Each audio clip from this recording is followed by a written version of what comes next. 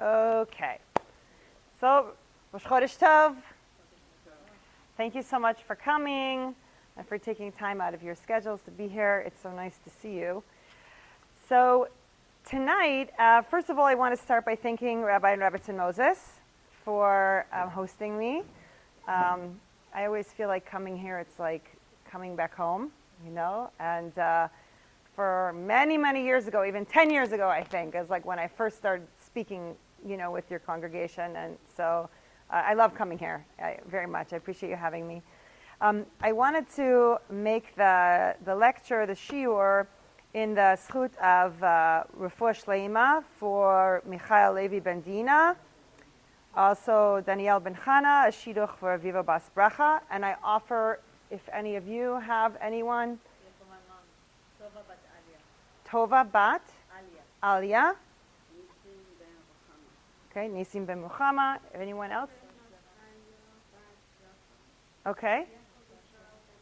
Beautiful. Okay, so in the zchus of our learning tonight together and our taking the time to be here together, that everyone on that list should have whatever it is that they need. A refuah, a shidduch, whatever it is that they need. Hashem should bless them now, immediately. And of course, B'ezrat Hashem, that our efforts here tonight should move us very quickly towards Mashiach. B'ezrat Hashem. So that's our mission, and that's what we set our sights on, that everything that we are doing here, the work that we're going to do tonight together, and in this next month of Elul, the work you're going to do, and when you're standing in Rosh Hashanah, B'ezrat Hashem, that this is the goal. This is the end game, right? This is our goal. Okay, so I want to give you an overview of what I've prepared for everyone tonight, and then we'll see where it takes us. I always like to kind of leave a little wiggle room. We'll see what comes up, and we'll go from there. So tonight's topic is really how to be the best you in the new year, right? With the emphasis on you, right? Because Hashem created you different than He created anyone else. There's no one else who can hold your space in this world other than you. So we know that just by being here and breathing, that there's a reason, there's a purpose for you being here. Okay?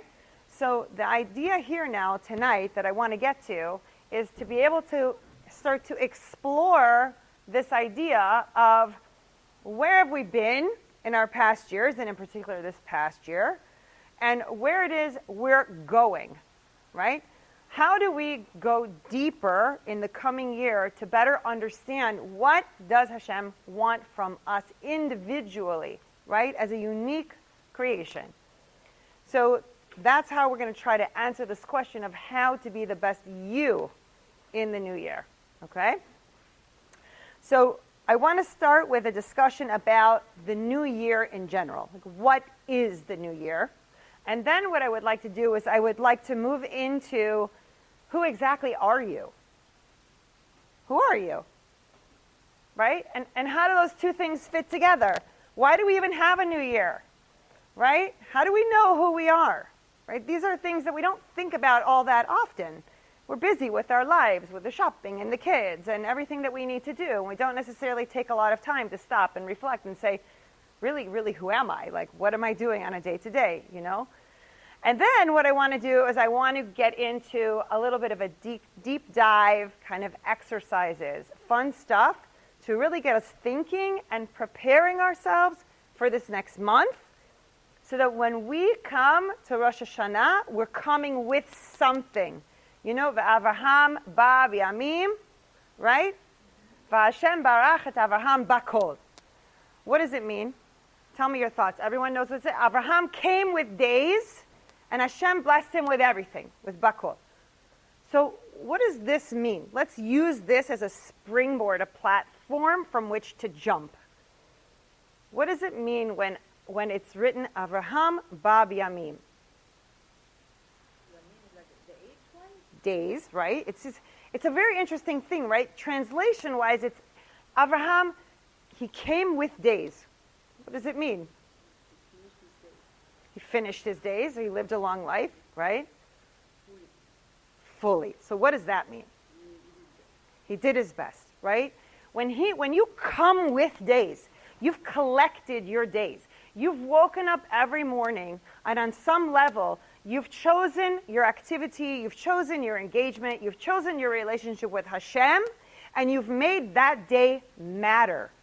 How many people, there are billions of people in the world, how many of us, and in Am Yisrael, we're a fraction of the population, how many of us are going to show up in 120 years, or even in a month from now, in front of Hashem on Rosh Hashanah, and be able to say that we're coming with our days? To be able to say, look, Hashem, look at my basket. Look at all my days in my basket. Look at everything I've done. On this day I did this chesed, and on this day I gave that tzedakah, and on this day I went to that shiur Torah.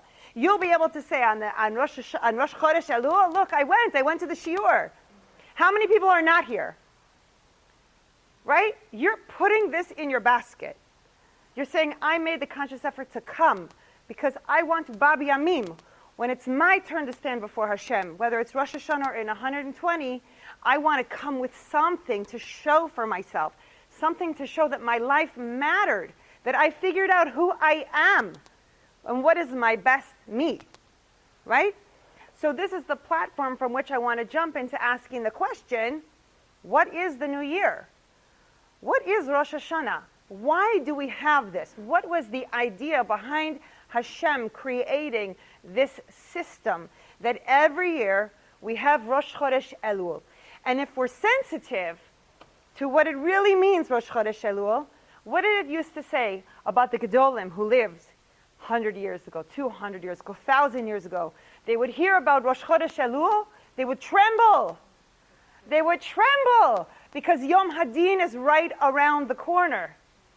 They're going to have to answer for their past years, all the good and all the bad, and everything is going to be reviewed. And if you really think about it, if you have a level of self-awareness, that's, if you have any yirah whatsoever, any kind of fear of Hashem, you understand why they would tremble. Even the most righteous of the righteous would tremble. Hi, welcome. Please take a journal and a pen and join us. So even the most righteous of the righteous, the tzaddikim who we would look at and say, hi, how are you? Grab a journal and a pen. Thanks for coming. Can I say something? Please. When you talk about it, 3 years ago, Tzemach Kunen passed away. I don't know if you know one of Yes. He passed away just before Hashanah. And when I heard it, I freaked out. Uh-huh. And I'm like, oh my God. He lived to ask people, he puts it in, I'm like, oh my God. If it was that enough what he did. Exactly. So I want to just, the ladies who just walked in, welcome. Thank you for taking your time to come. I will do like a 60-second recap to kind of catch you up to where we are. So I give a little bit of an overview of what we're going to do tonight. We're going to talk about what does it mean, Avraham Babi Amim, and I'm equating that to us. How are we going to come with our days to Hashem? How are we going to come with our basket of days that we have filled up this past year, for better or worse, to say, here I am, right? I want to have something to show for that. We're going to start by talking about what exactly is the new year. Why do we have this? Why do we have this system, which is kind of where we are right now? And then we're going to move into some more personal stuff, and you've got your journals that we're going to get into to prep for Elul and Rosh Hashanah. Sound good? That was a very quick synopsis. Okay? Okay. So now when we think about it, we have this system in place, and every year we have Rosh Chodesh Elul, and we are given a solid month, right? If we're on top of it and we're aware and we say Rosh Chodesh Elul, we know this means something, right? Everybody, at least in this room, understands Rosh Chodesh Elul. This means something now. We've just, a gate has been opened. We're doing things differently now. All of a sudden, we're saying something called slichot. We don't say that during the year. Why are we doing that? You know? Okay, well, if we have to say slicha, what are we saying slicha for? What are we begging for here? Right? What are we asking Hashem already? 30 days before, we're asking for mercy, essentially, right? We're warming him up. We're going to be standing in front of him and we're warming him up and saying, look, Hashem, look, I'm your daughter, I'm your son, please, look at me, I love you, be kind, you know. And this is a process that we're going through for an entire month before we stand in front of him on Rosh Hashanah. You know, I heard a story about a king. The Ben Ish Chai brings an amazing story about a king. This was a kind, and generous king. And anyone in his town, in his country, if you will, that needed a loan or needed some kind of tzedakah could go to him and ask whatever they needed, and this king, notenet, he's giving. Okay? And people would come all year long, giving. He's giving, and he's giving, and he's giving, and he's giving, and his chesed knows no bounds. Okay? One full year of people asking and so forth, all of a sudden, the new year begins, and they're coming again and asking again. And he says, my citizen, I care for you, but if you would have just come even 1 month ago and offered to begin to pay back a little bit of what I gave you, then I would be more inclined to hear what else you need so that I could give you more this year. So, of course, what is the story here? The story, obviously, is Hashem. The king is Hashem, and that he knows no bounds of his chesed and his rachamim, of how he operates with us. And he gives to us nonstop, all year long, even with the good and even with the bad, because in the end, there is no bad, right? Hashem does everything for our good. And we come to him, and if we come after 1 full year, and we only come now at Rosh Hashanah, and we continue to ask, and we've done no cheshbon nefesh, we've done no accounting of ourselves, to be able to say, Hashem, I look what I did. I gave here, and I did that, and I took my time, and I helped this person, right? To be able to show that we're not just taking, right? We're also giving back. We're giving back. That Hashem is going to be much more inclined to continue his rachamim and his chesed and his generosity with us into the coming year. Okay? So, for a long time, I thought about Rosh Hashanah. And I thought, how can I explain how I think about the Jewish calendar? Now, I didn't find this in any text. This is kind of my own little chiddush. So, but maybe if we search long enough and deep enough, and if I had the skills, I could maybe find something. But go with it, okay? Go with me. I'm going to give you guys a little, what looks like a sukkah decoration, right? Okay? Here we go. Go ahead and open it up and keep it flat. Okay? Don't all the way open it yet. Okay? Just open it and keep it flat.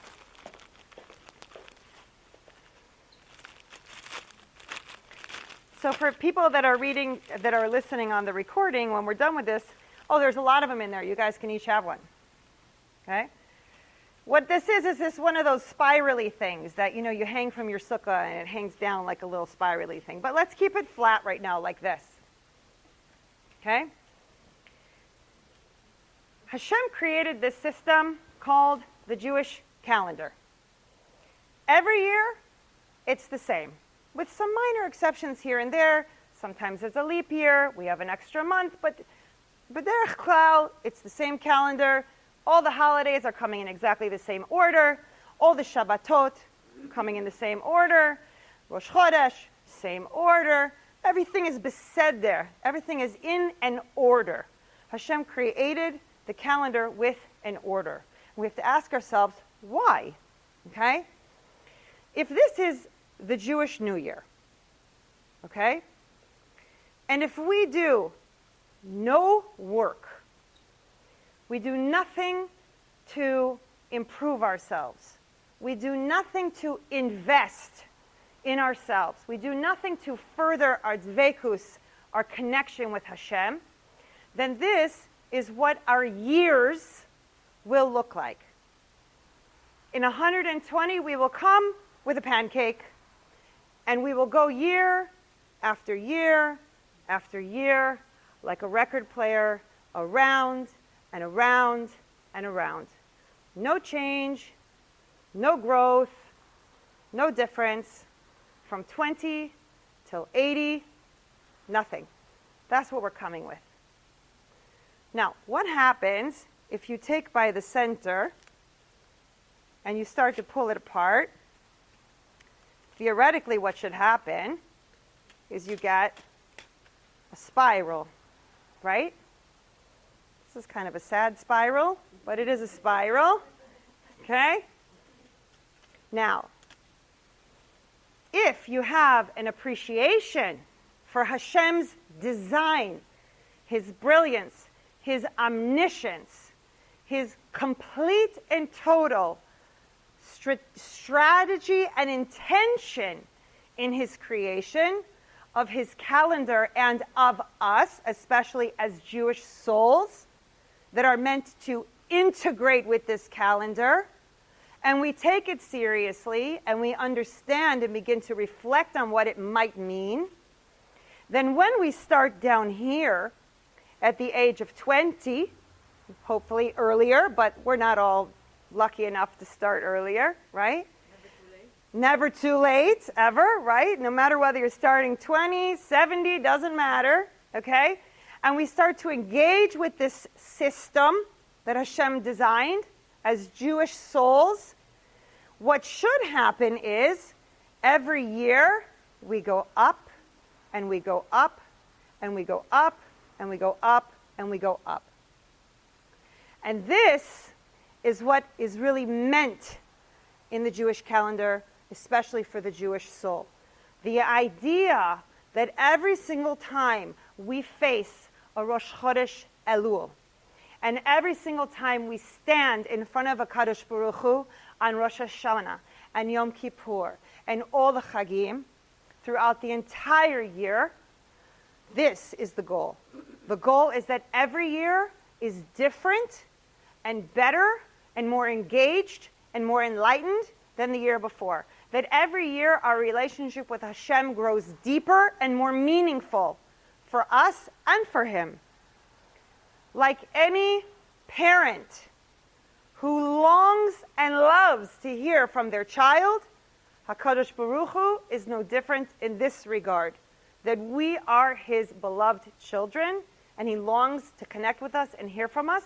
And He expressly designed a system just for us called the Jewish calendar, for us to be able to do this and connect with Him on better and different, higher levels every single year. Does that make sense, what I'm explaining? Was the visual helpful? Because I was trying to figure out how to do that. Okay?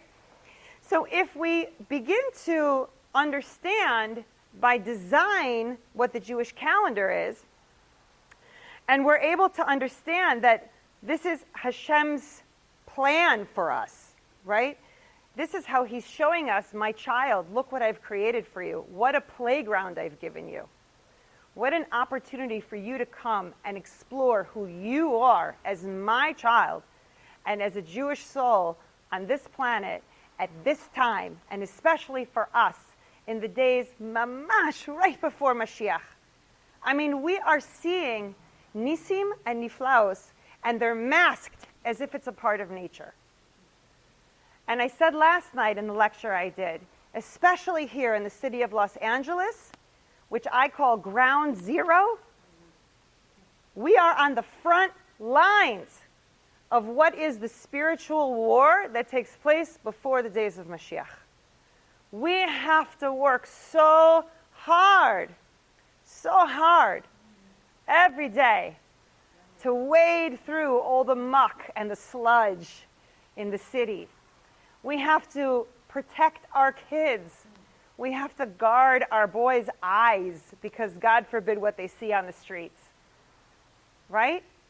So we're in it, right? And we're in it to win it. And so I say now that I feel that we are so close to Mashiach coming that this Elul and this Rosh Hashanah, I believe, will be the most meaningful for those who choose to make it that. I believe it's going to be one of the most powerful Chagim, month of Chagim, Elul and Chagim, that we've ever experienced. And so I invite you to participate, as Hashem intended, in the calendar, in Elul, to do your due diligence and your homework and your self-assessment and evaluation, so that when you come to Hashem on Rosh Hashanah, you are going to come with a full basket. And you're going to come with an honest list of what you're amazing at and happy with and succeeding at, and where you feel you need to improve. so that you can make promises to HaKadosh Baruch Hu, please Hashem, bless me, and I promise you I'm going to step up even bigger and better than I've done before. Okay?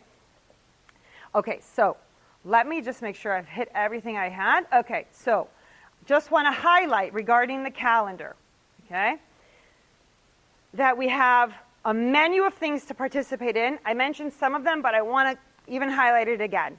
So we have every Chag, right? I'm not going to go through and name them. All of you are familiar with what Chagim we have. We have every Chag on the calendar, okay? We have every Shabbos, okay? Every Rosh Chodesh.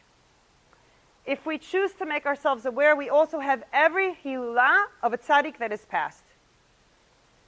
The Hilulah of a tzaddik, to connect in that day with the kochot of that tzaddik, is extremely powerful, and something that, for example, even just lighting a candle for a tzaddik on his yahrzeit, not only gives him or her a boost in Shamayim in Gan Eden, but also connects us, makes a mechaber between us and that tzaddik, where we can really ask that tzaddik to help us, to help in his merit, exactly.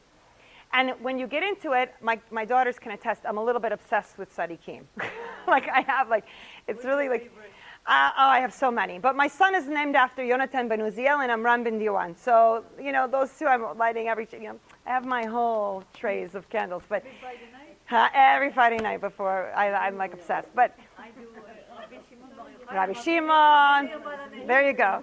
So, the more you learn about the tzaddikim and the tzaddikot, and you learn about what was their kind of, I don't know what else to say, thing, right? So like Yonatan ben Uziel, he's known for, anyone know? Shidduchim, exactly, okay? Yosef HaTzadik, yeah, but what was his role in Egypt? Parnasa. And also his Yisod, which is bringing the Parnasa into the Malchut. Okay, so Yosef HaTzadik, Parnasa. Who else do I light for? Rabbi Meir Balanes. He's kind of a general miracles, right? I need a miracle, light a candle for him. Amram bin Diwan is for Banim. Banim, Amram ben Diwan, a very, very big Moroccan tzaddik. He said, anybody, Amram, like Kmo Abba Shel Moshe, Amram ben Diwan. Yeah, Diwan. And he's from Morocco.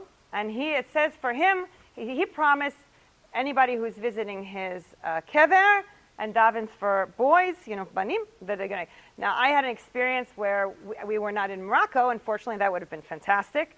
But we were right here in Pico, and there was a big event for his chiyulah, and my husband and I bought a candle, and a week later I got pregnant, and 9 months later I had my son.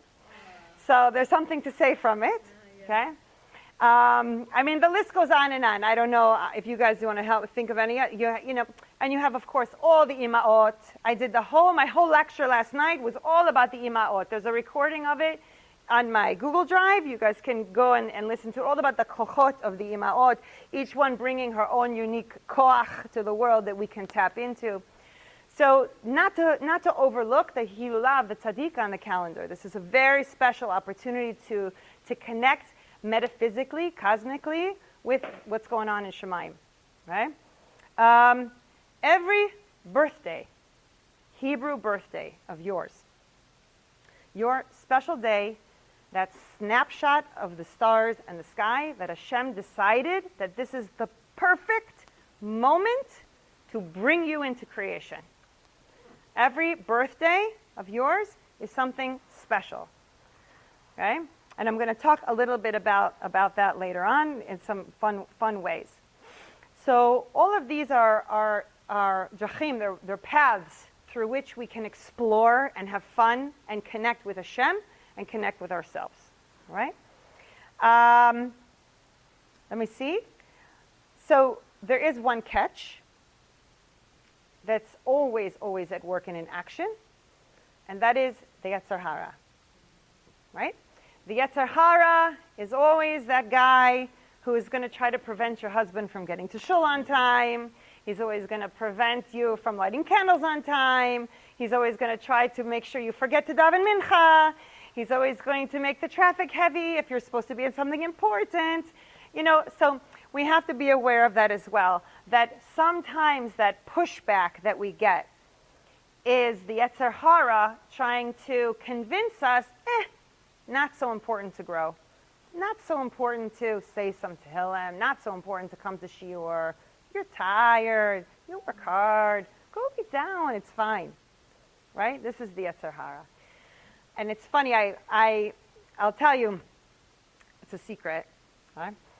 That with all of my years of experience, right, of which I have 2.5, almost 3 decades of experience, and all of my degrees, and all of my public speaking experience, I have the Yetzer Hara right here over my shoulder telling me, who do you think you are? Why are you here even? Look, who came? You have a few women. What do you have to offer? It's constantly whispering in my ear, right? But the good news is right here in this kiseh, I have Sarai Menu. And she says to me, my daughter, you're amazing. Keep going. Look at the koach you're going to give to these ladies. They're going to go home. They're going to bring it to their families. Don't listen to him. He doesn't know. He's a faker. He's fake news. Right? And so we have to know that that's going on all the time. This dynamic when we want to grow. We want to connect to a Chodesh Baruch Hu. His job, and he is excellent at it, is to try to prevent us from doing that. Either by telling us how great we are and feeding our ego, or telling us how horrible we are and trying to break down our self-esteem. He knows you, and he knows exactly how to try to get to you. So when you're working your way through the calendar, and when you're working your way through this month of Elul, and when you're about to approach Rosh Hashanah, you need to tell him, I don't want to hear from you. I've got my work to do. You take a back seat. Sit down, sheket, done. Okay, so just be aware that he's working in the background all the time, working, because that's what his job is to do. Okay. I'm sure I didn't forget anything about that. Okay, any questions, any comments? Please, feel free to share anything else about the, Everything makes sense, but it's obviously it's good stuff. But I have a question about tefillah. Yes. A woman only obligated to do one tefillah. Yeah, for Sephardim, for sure one. I think Ashkenaz. Right? Shacharit or mincha. Yeah. Now, I spoke with Rebbetzin Kolodetsky. Everybody knows who's Rebbetzin Kolodetsky? Rebbetzin Kolodetsky is the daughter of Rav Chaim Kanievsky, Zichrono Livracha, and Rebbetzin Batsheva Esther Kanievsky, Zichrono Livracha. So I spoke with her a couple weeks ago. I told her what I'm doing for Elul. I said, please give me some words to share with the women in Los Angeles and the women who are going to listen to the recording, and had a beautiful conversation with her. And towards the end, I'm going to share with you everything that she said. And she addresses this question of tefillah. So we can talk about that. But I'm almost certain, and probably Dina, you know better, is that the halacha is that you daven once. But I think I don't know if that's for Sephardim. Ashkenazim do twice a day, Shacharis and Mincha, and Sephardim either Shacharis or Mincha. But she was advocating for more, so I'll share with you that. Okay, we're good about the new year? Have we set kind of the stage now for our work that we want to lay out in front of us?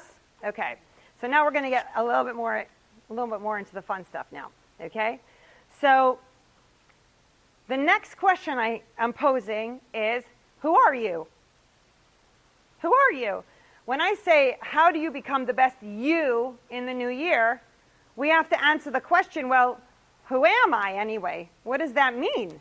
How do I become my best me? First, I have to know who I am in order to know how to become the best me. So how do we figure out who we are? So each of us has a sense of ourselves, right? We know our likes, we know our dislikes, we know the things that are easier for us, the things that are harder for us.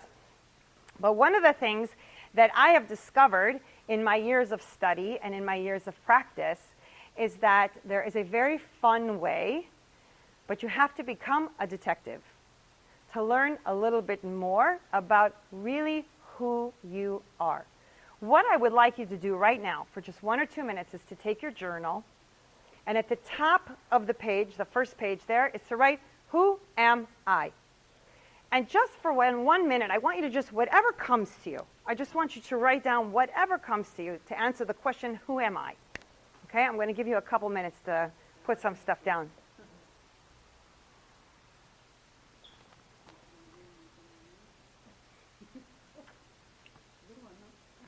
Huh? There you go. She'll do it for you.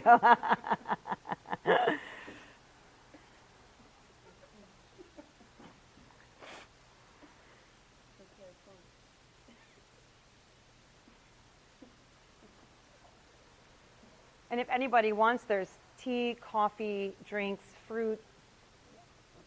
Feel free to help yourself. Who are you? Who am I?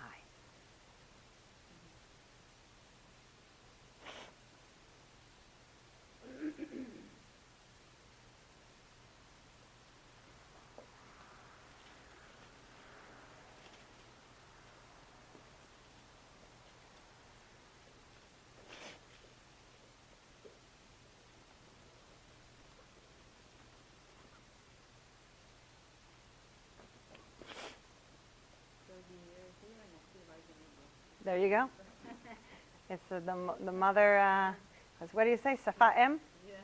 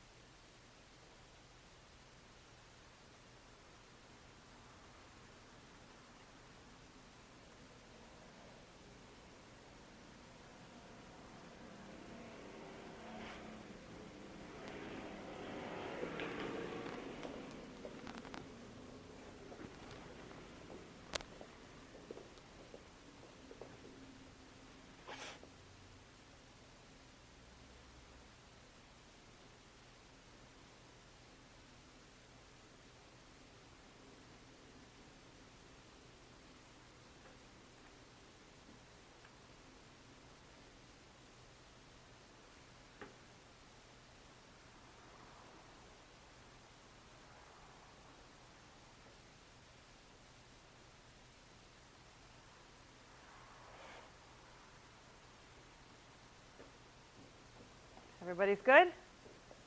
Give you one more minute.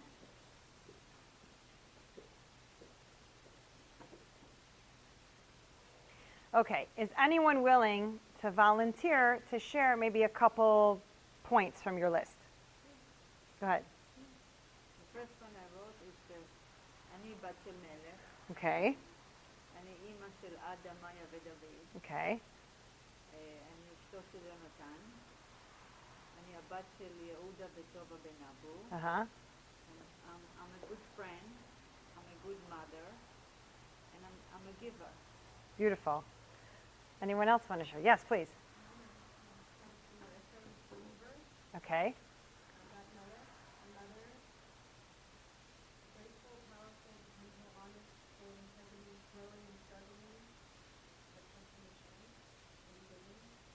Okay, good. Yeah, no, beautiful, beautiful. Anyone else want to share a little bit? Go ahead, please. So I was going to start thinking about my personality traits, and then I was like, okay, so what's beyond my personality? Yes, good. Who am I? So I'm an Neshama experiencing a unique journey in Hashem, and I want to say Hashem is the world, and then I realized I was told it underworld. You know how we say the underworld Yeah. is secretive? Yeah. Nobody sees, nobody knows what's going on. Yeah. So Hashem's world, when we're just Neshamas, it's light, like we know what's going on. So we're sort of in the underworld. That's exactly right? We're in the world of really not knowing what's going on. This is a new thought for me. Right? You know, it's written that if we saw even for a fraction of a second how many souls are in this room with us right now, right? And what's going on around us, that we would like die from pachad.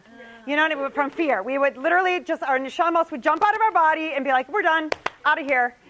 Right? Because we see nothing. I mean, we see nothing, right?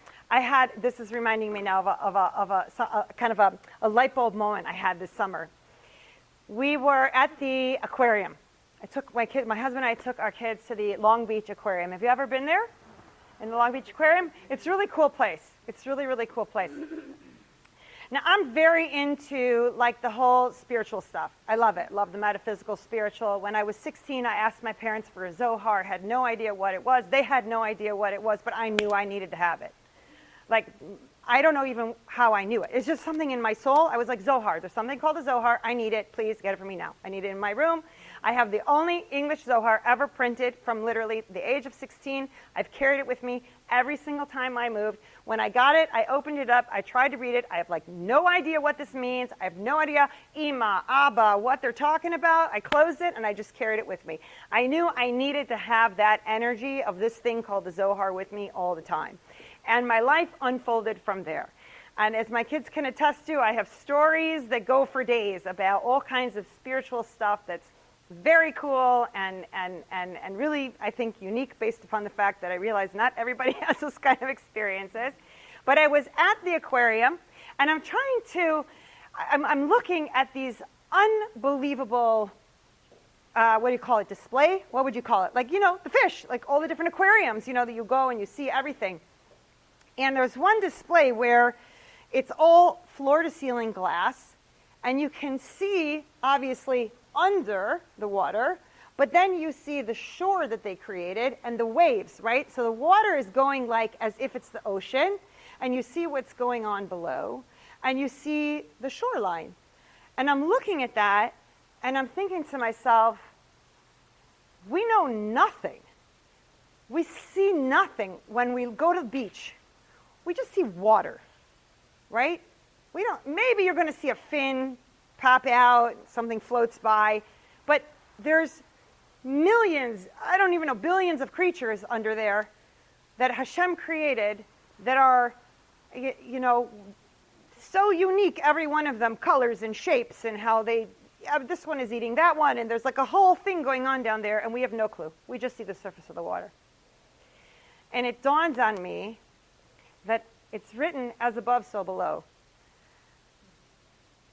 What's happening, what we see, this little window in the Malchus here, in the physical world, the same way that we look at the ocean and we have no idea what's going on below, is the same way we look at the sky and we have no idea what's going on in Shamayim. And it's like, I realize it's an equivalent from the standpoint that there's nonstop activity, nonstop things going on, nonstop influence, right, from Shamayim, things going on that we are not aware of. And it's the same like under the sea. We're just in this little window, like between the sea and the sky. And that's all we know. And even that is so much of an illusion, So when we think about who are we, and I'm so pleased that so many of you touched on the fact that I'm a bas melech, I'm a neshama, not just going by the roles that we play, right? Most people, if I were in a secular environment, I used to do so many workshops, and you say, well, who are you? I'm a mom, I'm a wife, I'm a daughter, which is all true, right? But it's not who you are, right? It's a role that you're playing in this lifetime, right? So who you are, and you wrote it so beautifully, is the idea that you're a soul having a physical experience in Hashem's creation of this physical world. And so we have to say, well, Hashem does nothing by accident and nothing without intent. So if he created this, and he created us, and he put us in a physical body, we have to know that there's a purpose and there's a reason. And so when we ask ourselves, who am I? We have to know that that is the ultimate of who we are. We are a flame, a spark of Hashem in a physical body, managing around in this world for the express purpose of what? Revealing Hashem's light in this creation, right?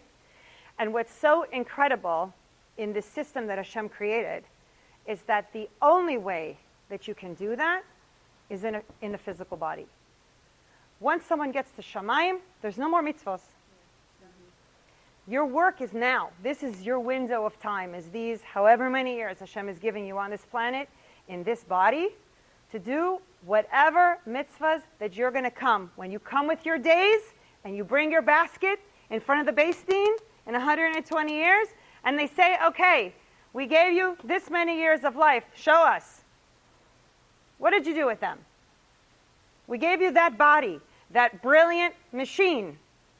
that's better than any robot, any man-made anything, that works in perfect synchronicity and harmony, Be'ezrat Hashem, in good health, right?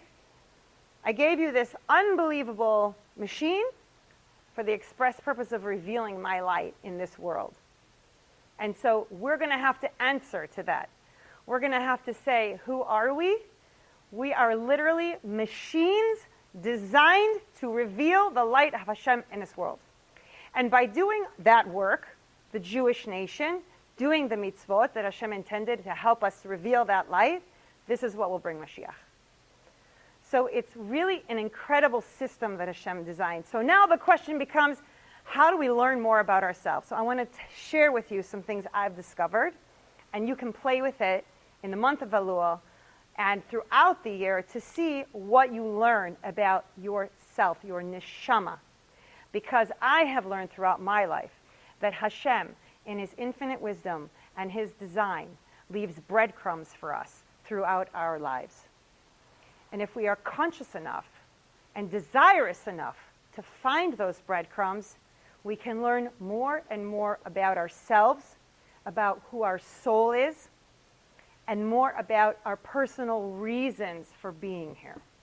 Things we need to fix, people we need to help, things we need to accomplish, whether it's for our own souls, our husband's souls, our children's souls, our community souls, Am Yisrael, whatever is our destiny that Hashem put us here for that reason. Okay, so first thing, I mentioned before, your birthday. I highly recommend giving an exploration to your Hebrew birthday. First of all, know your Hebrew birthday.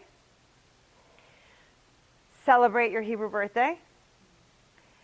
And investigate who else may have a Hilula on that birthday, right? That you share, that when you came in, they exited and they left their mark on the world. And by you coming in on that day, you have a kesher with that soul. Okay? Take a look at what's going on the calendar on that day. And then, after you've kind of got the lay of the land of your birthday, find out exactly what is your birth parsha. Okay? Your birth parsha contains secrets to your neshama. There are no accidents. Hashem brought you into this world at an exact moment for an exact reason. So take a look at your parsha. Deep dive into your parsha. And ask Hashem, show me. Show me. What can I learn about my neshama, my purpose, my mission? Why you put me? Show me in my parsha what I need to learn. Look at the commentary. Look at the midrashim. Whatever you can, make it a project. Your parsha is yours. It is tied to your neshama for a reason. Figure out why. I guarantee you it can be sometimes mind-blowing. I'll give you an example. I was talking with a young girl, 23 years old, and she's not religious at all, you know, and sweet girl. And she was saying, I said, try Shabbos, try it. She knows about Shabbos. It's not like she's ignorant. She knows. Parents are Shomer Shabbos and so forth. And I'm talking with her. I say, she's a very spiritual girl, just not observant.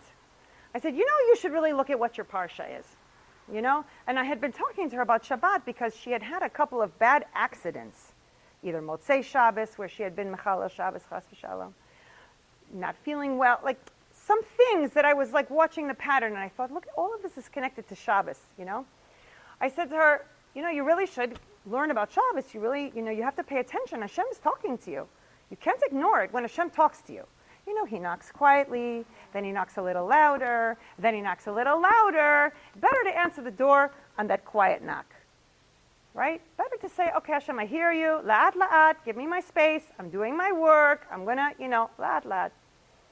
So I said, let's figure, tell me your birthday. What's your birthday? English birthday. We figured out her Hebrew birthday. I looked up what is her parsha. We go. I don't remember what it was, but we go. We open the Chumash. I open a bunch of books I have. I have Rabbi Pliskin. I have a few others on the parsha, nice little commentaries each week. Sure enough, what is her parsha about? The whole parsha. Shabbat. Right? Wow. Shabbat. Wow. Okay? I looked at her, I said, I didn't do that. I couldn't have made that up if I wanted to. Right? So here is this whole tikkun she has about Shabbos, born into a parsha that's about Shabbos, and Hashem giving her messages about Shabbos. You know, at some point he's going to stop knocking. Either chas v'chalila, it's a big knock, or he's just going to stop knocking. There's nobody home. Right? Of course that's why. Exactly. And so that's another secret that I have written here is what is easy for you and what is hard for you. Whatever is hard for you, run towards it. Run towards it. I always say there is no around, there's only through. The only way is through. In this olam, the only way is through. You want to do your work that you're intended to do, you have to look at what is hard for you, straight through. Bear down and go. You have to remember you are Bas Melech. You have to remember Hashem gave you the kochot you need to do your work in this world. It's all there for you. You just have to tap into it and go. So whatever hard for you, this is your tikkun. Yeah, I mean, I'm not a mekubal, but this is the idea. The idea is that what's easy for us, we've already accomplished in past lives, right? It's, for some men, going to shul every morning, no problem. For some men, brutally difficult to get there on time, right? So some tikkun with tefillah, So this is another thing, another tip or a trick, okay, is to look at what's hard for you. There was one other thing I thought, your name. Your name. Your Hebrew name. Again, all names are given in a divine way. There are no mistakes. There are no coincidences. So your name, which according to Kabbalah, an angel comes and whispers in the ear of the Ima to say what the name of the baby should be, and the mother, in her maternal intuition, in that moment has some element of Ruach HaKodesh to know that this is what the name of the baby should be. While the woman is pregnant, and when she comes up with the name, you decide on a name, it's not by accident, right? Well, when the baby's born, you'll know the sex. And then you'll see when the name comes. It doesn't necessarily mean you know the name when you're pregnant. It could be after. It could be anytime. Whenever you come with the name, this is the name. I have a question. When someone, chas v'chalila lo aleinu, is sick, right? Or some trauma, something, why do they add a name? What is the name normally added? To change the mazal. But there's Ruchama, Chaim, life, right? So if it was meaningless, why would we do that? Your name is your trademark. It's the stamp of your neshama. It tells everything. Yeah. Yes, your Hebrew birth date. Yes.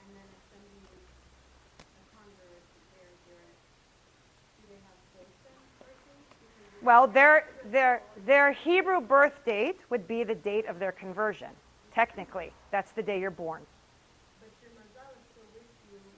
Your mazal, there is something to be said about the solar. Right. So the goyim use the right. So of course. So astrology. Who was the first astrologist? Abraham.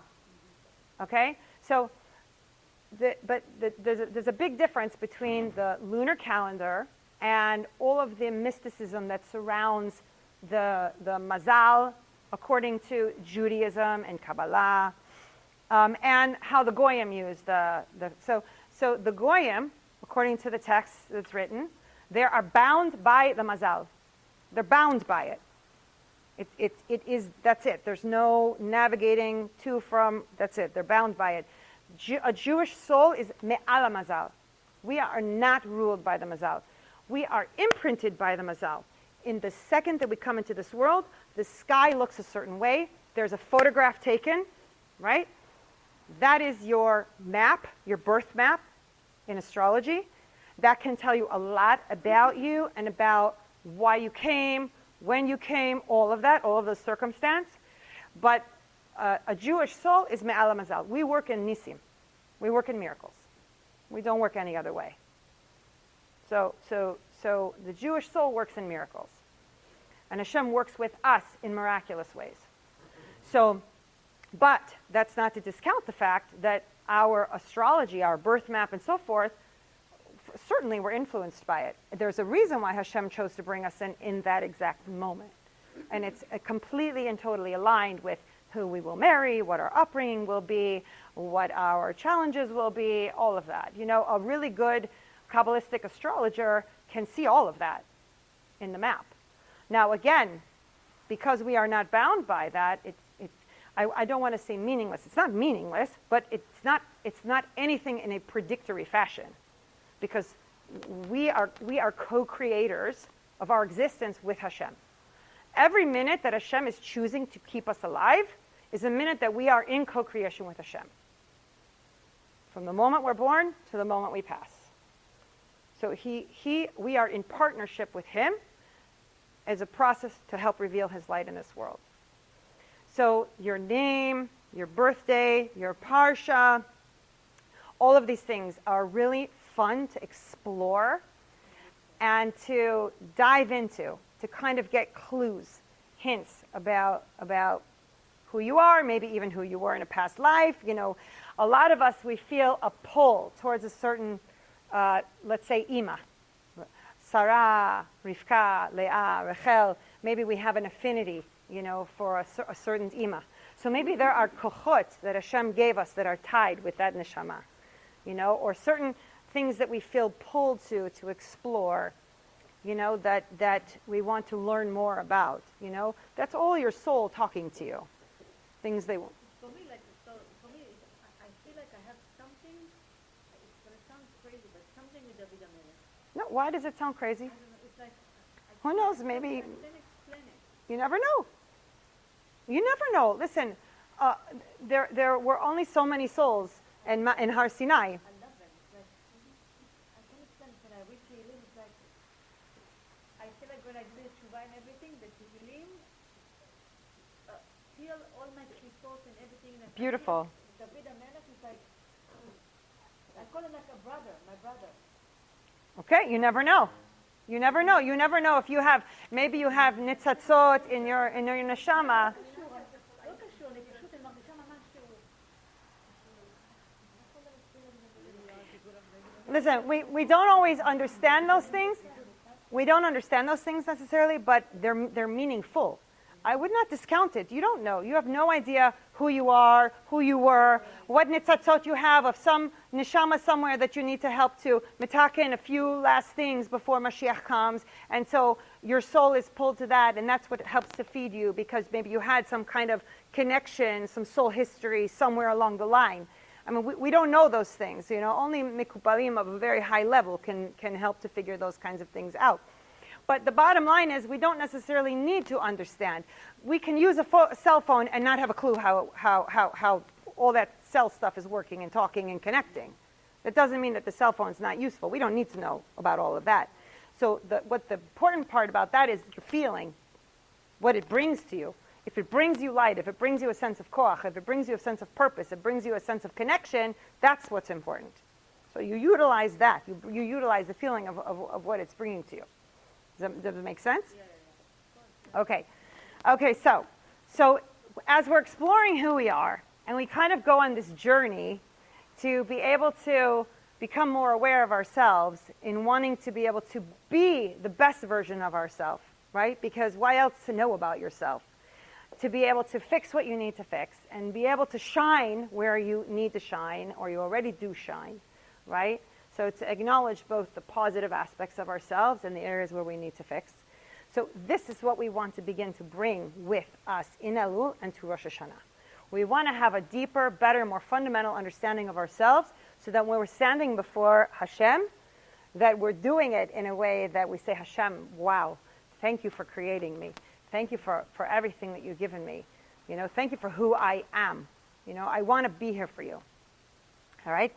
So this is really, we're in the time of year right now where we are entering, and we have now Rosh Hashanah Elul, the ultimate process for revealing our best selves. And that is the process that Hashem designed of tshuva. And it is pertinent at this time of year. The cosmos is open for us.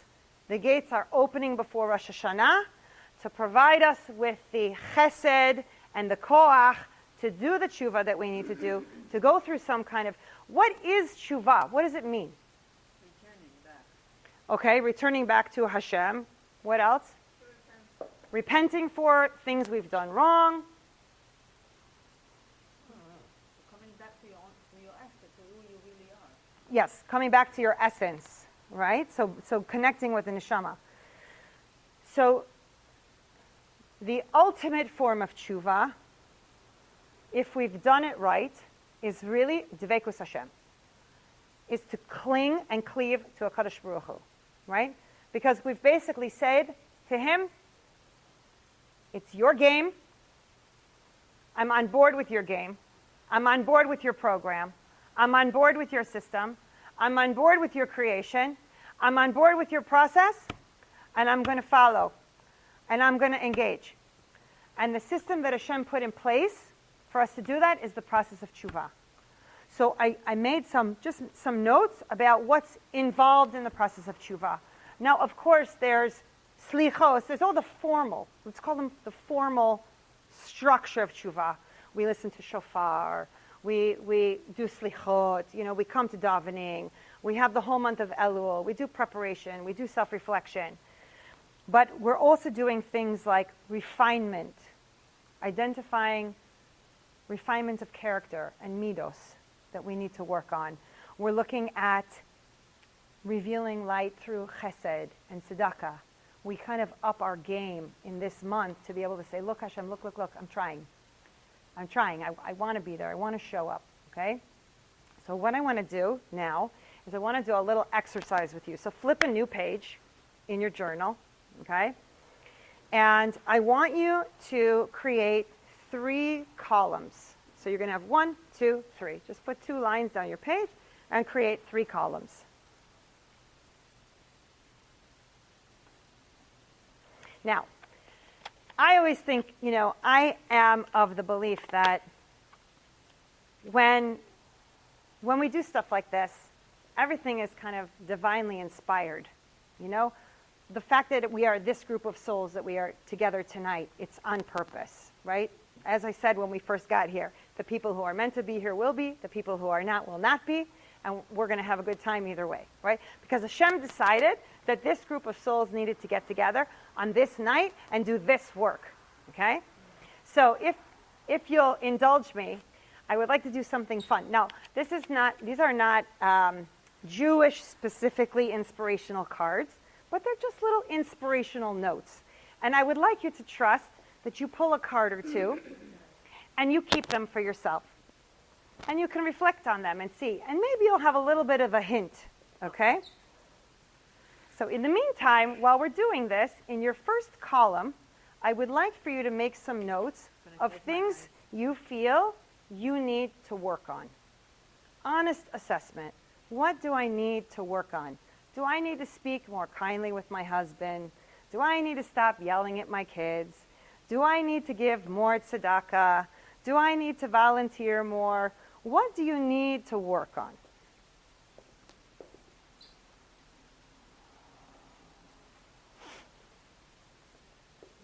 Anyone?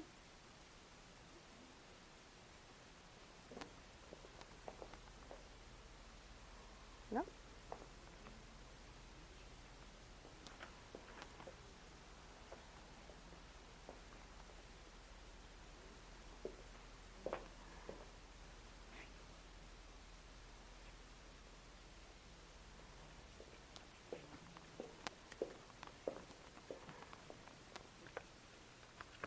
So your first column is going to be, what do I need to work on? Let's just say you come up with 3 things. You can continue your list at home. When you're doing your own cheshbon nefesh and you have time and it's quiet, you can kind of continue your list. But according to the card? No, According to the card is just something fun. It's just something fun to say, you got a little breadcrumb. So what did you say? I didn't hear. So the first column is things you want to work on, things you feel you need to fix or improve or work on. Let's just, for the sake of time right now, come up with 2 or 3. I'll give you the structure and you can continue the process at home.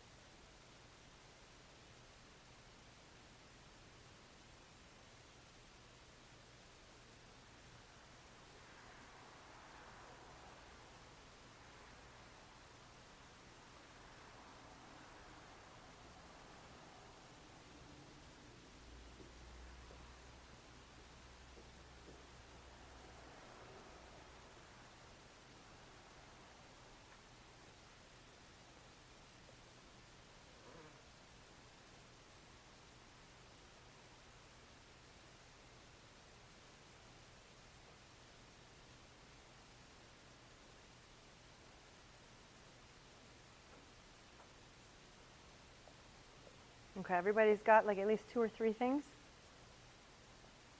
Okay, amazing. So, on your second column, okay, so your first column now is things you've identified that you would like to work on in whatever way, and for whatever reason. Okay, it's personal. In your second column, at the top, I want you to write my best self. So the first column is things to fix. Second column is my best self. Okay? And in this column, you're going to look at, let's say, number 1 on your things to fix. And in the second column next to that, you're going to write on there, what is it going to look like? What will it look like if I'm my best self? If I fix that thing, what will the outcome be? Does that make sense? Mm-hmm. So, for example, something I need to work on. I need to yell less. I need to yell less, right? Okay? I need to yell less in my home, right? Because I'm just yelling. I yell loud, I'm yelling across the house, yelling. So if I fix that, if I work on myself, what will that look like? My house will be more peaceful, right? There'll be a different tone, a different environment. And that would be the goal. So if I'm performing at my best self and I work on that trait and fixing that, it will look like a more peaceful environment and I will feel more peaceful. Does that make sense? So that's what we're going for here. Column 1, column 2. Right? So maybe do it just for like the first 2 and the rest of them you can work on at home.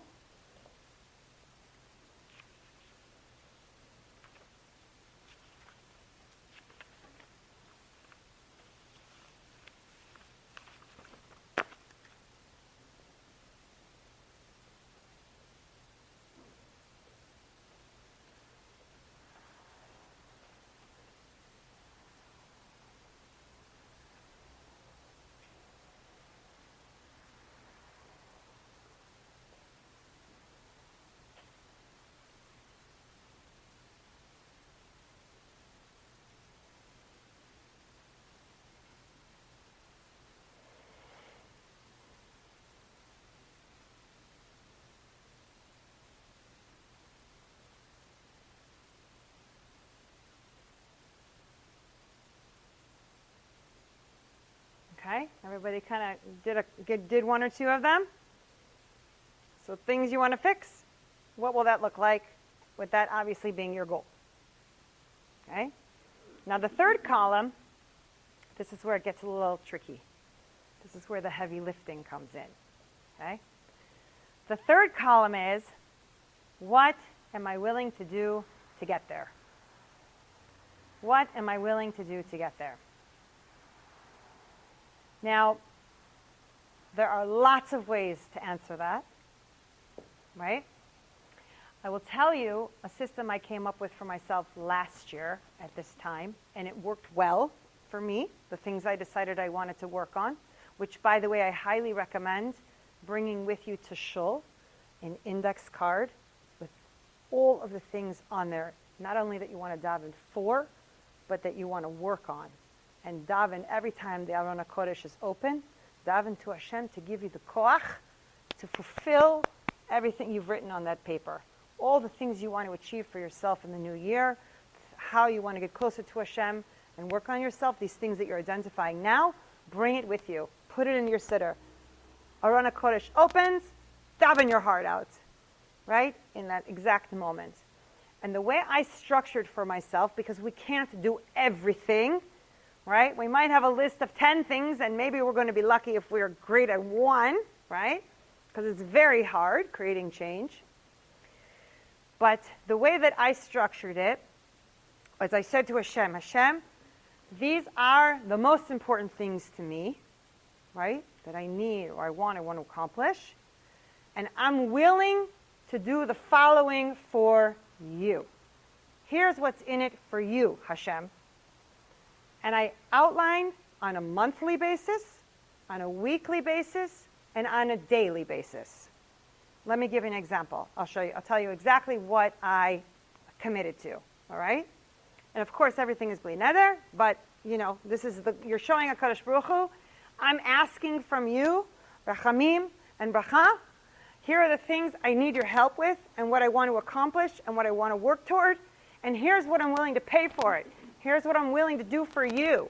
I'm not coming just to take from you and ask you to give to me. I'm going to give back to you, okay? So my kabbalot, the things I took upon myself last year at Rosh Hashanah, on a daily basis, was to daven mincha. I was davening Birchot HaShachar in the morning, sometimes Shachrit, but I was very inconsistent with mincha. I don't know why. I found it very hard with a carpool and everything, and then the next thing I know, the sun is down and I missed it, okay? And so I decided, Hashem, on a daily, my commitment is mincha. Baruch Hashem, bli ayin hara, I really did great with that one. Maybe I missed it a few times, but I put an alarm on my phone, and I planned it so that I'm davening before the carpool 9 times out of 10, and sometimes if I couldn't, then as soon as I got home. But I figured it out, And that's the kind of thing that once you weave it into your life, it really becomes a habit, And something in your psyche, your neshama goes, wait, stop, mincha, sun's going down. Your neshama starts to work with you because it says you're in it, you're committed, right? So my daily was mincha. Baruch Hashem, I was successful with that. My weekly was hafashat chala.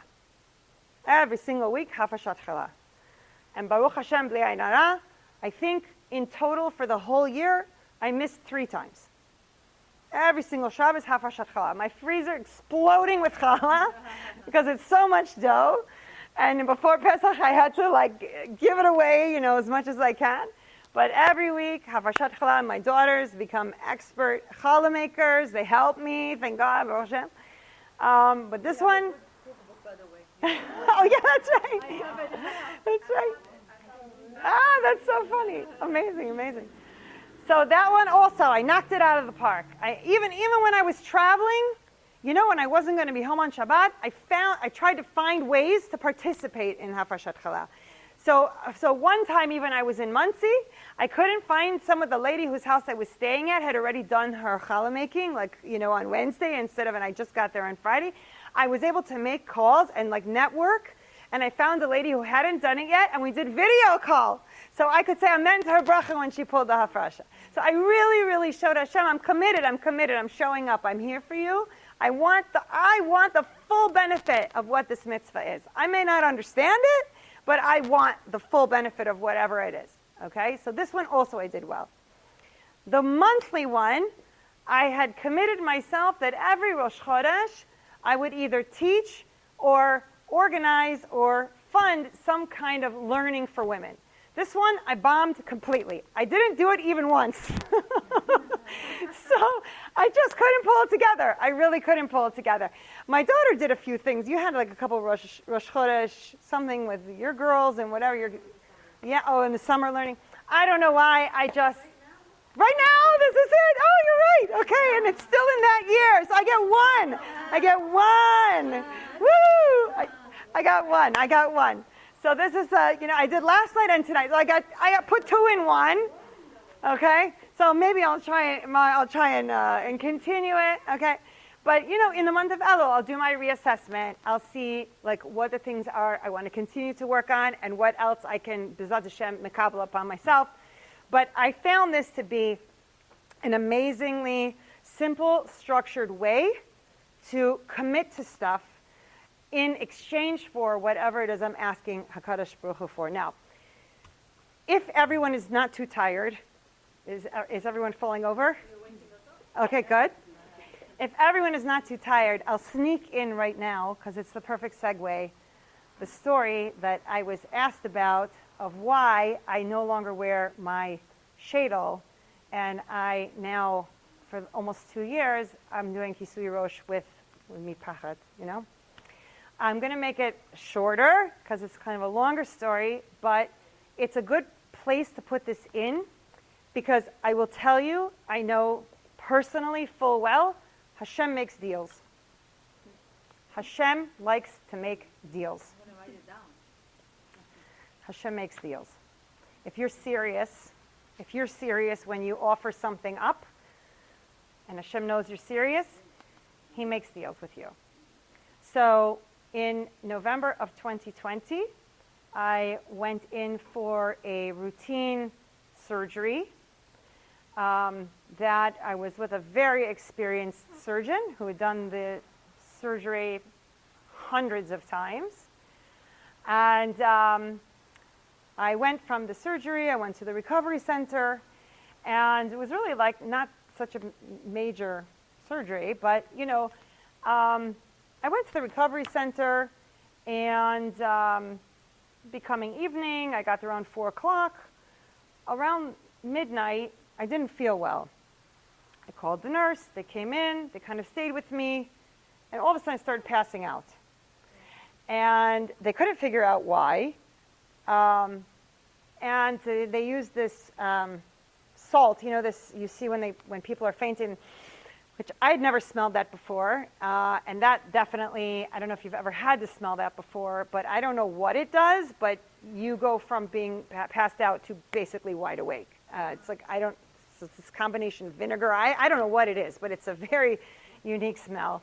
They got me back awake, and they're watching me and observing me, and then starting around 3 o'clock in the morning, 4 o'clock in the morning, and they had a nurse kind of posted at my bedside because they were a little bit concerned because I was, I start really like going down, and they called the surgeon, and they called the surgeon's partner, and they came, and by 5 a.m., they could no longer really keep me staying awake. And there was an emergency room literally right across the street. And they called an ambulance to get me on a stretcher, put me in the ambulance, drive me across the street. I've never spoken about this publicly, by the way. Nobody really even knows that this happened. It's my first time talking about it. That's okay, yeah. And I'm wheeled into the emergency room. And there's a lot of details. I'm actually writing about it. And something I write the details. I'll save the details for the book that I'm writing about it. But B'kitzur, the surgeon comes in who's checking kind of the scene, what's going on. And they had done some tests to see my blood levels and this and that. And she walks in, and this is all happening in a matter of seconds, like I'm there and I'm aware of everything going on, but, time is no more. Like I don't understand the time. Like it's slow motion, but at the same time in seconds.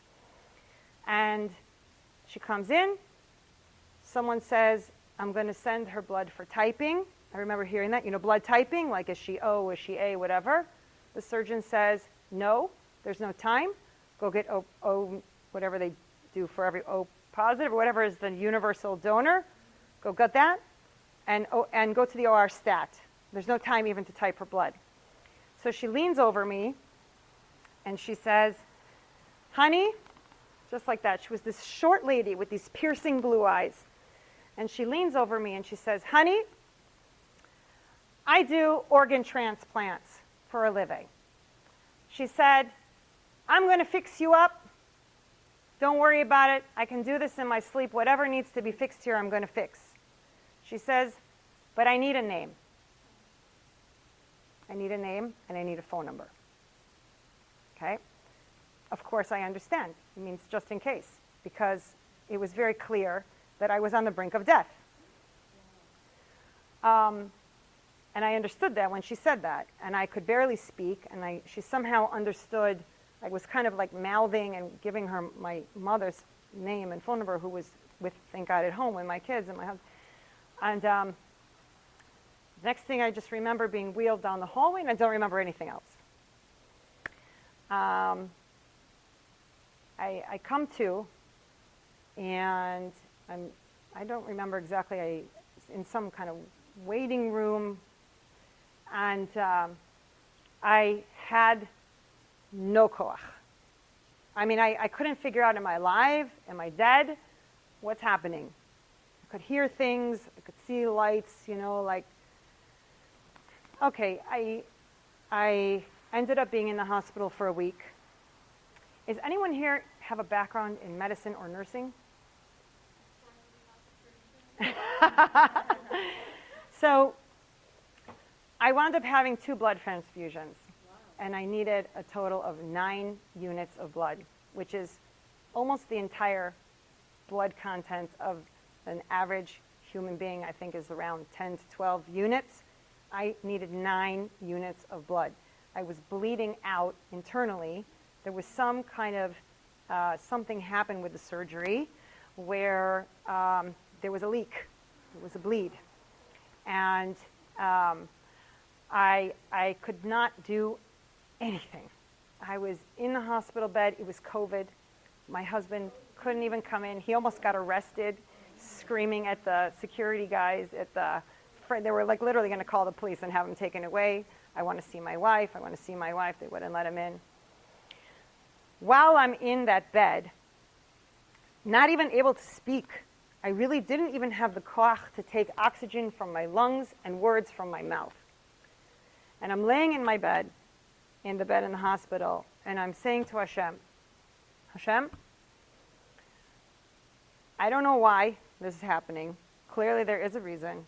I said, but if you give me my life back, if you give me a full recovery, if you let me go home to my husband and my children, I'm yours.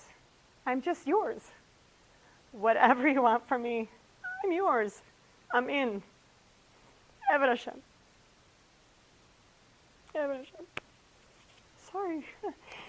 And I said to him, I will give you everything. Whatever you want from me, I'll give you my sheitel. I'll give you my tznius. I'll give you my time, my love, my care, whoever needs. Send them to my door. I'll come. I'm in it. I'm yours. And I made that deal with Hashem. And he sent me home a week later. And it took me 6 months to recover fully. Baruch Hashem, I recovered fully. Mamash, I recovered fully. And the rest is history. I never looked back. I understood Hashem runs the world. I understood it's His world.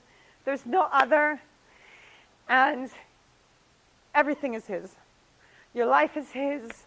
Your kids are His. Your parents are His. Your blessings are His. Your Your challenges are His. Everything is His. And so that was the defining moment in my life where I understood that now was my mission. To be Eved Hashem in whatever way He points me, in whatever direction, however I can, that's my commitment, and that's where I hold. And so this was a part of that big picture and that big story. And it's by the way, no judgment on anybody wearing a shad. Like, it's just my thing with Hashem. It's not about anybody else and what they choose to do, Kisui Rosh is not an easy mitzvah, and however you do it, in whatever way you do, it's a blessing. So please don't take it in any way other than it's just my story. But this is, it shouldn't, chas v'shalom, that it should take anybody that kind of an experience to become your best you, And so some of us have more dramatic experiences and some of us less, but either way, Hashem wants you, He wants all of you, He wants whatever you are willing to give. And so when you come into Elul and you come into Rosh Hashanah, whatever you're willing to give Him, I guarantee you He will give you 10,000 times more.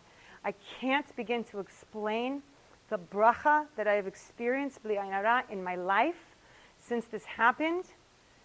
So much has changed and so much has happened, and every single thing that happens, I have an appreciation for, no matter the challenge or just the straight out bracha, the blessing, the simcha, the joy. Like, everything is so much richer and so much more meaningful. And every challenge that comes to me, I'll give you a perfect example. This is such a funny example.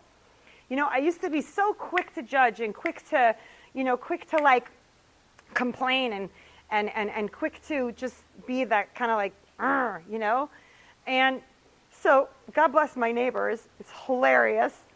Like, all of a sudden, 5 days ago, I start hearing a rooster. Literally, no joke, like, cock-a-doodle-doo, and like this nets, And I'm like, what is going on here? Am I imagining something? What's going on? And evidently, my neighbors have a rooster and some chickens. And they went away on vacation, and I guess they left the chickens and whatever out, and someone's coming to take care of them. But every single morning, in nets, we hear the rooster, okay? So my old me, before this experience, I would have been all huffed and puffed, and oh my God, and the chutzpah, and they leave their rooster out, and who has a rooster anyway? And now it's waking me up in nets, and I'm tired, I don't want to wake up in nets, and this and this. And I go, my husband and I hear this. We run to the backyard, and we're listening, and the sun is coming up, and we're laughing hysterically. There's a rooster. And he said, do you know something? He said, do you know that it's actually doraisa? If you hear the rooster, and you say from Birchot HaShachar, L'chsvi bina ben yom ben laila, and I'm like, are you kidding? And so now all of a sudden, like, this rooster has become like part of our morning ritual to say doraisa, the bracha from Birchot HaShachar. So the old me would have been like all upset and oh my God, so rude. And now I'm like, oh my God, I love them. Look what they did for me. What a bracha. I get to say doraisa, this bracha, So, those are the kinds of things those little shifts, And I see the sunrise with my husband, exactly. So, it's things like that where big things are no longer big things. Most things are very little things. Take it easy, and just Hashem runs the world. Hashem runs the world. So that's the story. I hope you can take from it something that, gives you chizuk and gives you a meaningful experience. I'll share with you in closing the few words from Rebbetzin Kolodetsky, if it's okay. No, that's for you. You can keep it. Okay? So Rebbetzin Kolodetsky, I asked her if she would please give us a bracha and give us a few pearls of wisdom. So she shared with me things that her father, Zatzal, that he told her at the end of his life that he wants her to carry on and share with all the women all over the world. And she's been very influential. So the first thing she talked about right away is tznius. She said tzniut is the pride and glory of the Jewish women. The tznius of the Jewish women is the pride of our nation. And he said to her, Wherever someone can give an inch, they should give an inch. So if you can give an inch on your sleeve, you can give an inch on your skirt, you can give an inch on your collar, you can give an inch on your shadel, you can give an inch in your mind to think more about HaKadosh Baruch Hu. Wherever you can find your inch, you give an inch more tzedakah, an inch more chesed. What's your inch? Give an inch. Okay? The second thing is that as the mothers of Am Yisrael, we have to be warriors in fighting for and protecting the chinuch of our children. That the chinuch of our children is the most important, vital element to the success and furthering of our nation. So fighting for the chinuch of our children, and especially for our boys to study Torah. And the final thing was about tefillos, what you had said before. She said that what we know from all of the imaot is that when a mother prays, miracles happen. And when a mother prays with tears especially, mamash miracles happen, right? So she said, wherever we can, if we can do davening 3 times a day, even if it's not consistent, even if it's only on Shabbat, let's say, right? Or you pick a couple days in the week and you really try to push it out there and show up, whatever we can do with tefillah, every single bit moves mountains in Shamayim from the davening of the women of Am Yisrael. So those were the 3 main things that she shared that her father had told her to convey on to the women of Am Yisrael. Okay? So I hope that we've covered some good ground tonight so that as we enter into the month of Elul and Rosh Hashanah, you're able to really reflect on how to be your best you in this new year, how to make the most of the month of Elul, how to get into your journal and really reflect about the things you want to fix, what the goals would be for that, and what are you willing to give to Hashem in exchange for everything you are asking of Him. You should all be blessed with an amazing, beautiful Shana Tova Umetuka, that Mashiach should come tonight. Amen. I don't want to wait anymore. He should come tonight. You can step on my house if you There you go. Yeah. And that should just be a year of amazing health and bracha and simcha for our nation, for all of Am Yisrael. Thank you. Thank you for listening. It's the first time it's the first time I talk publicly about it, so thank you. Thank you. Thank you so much.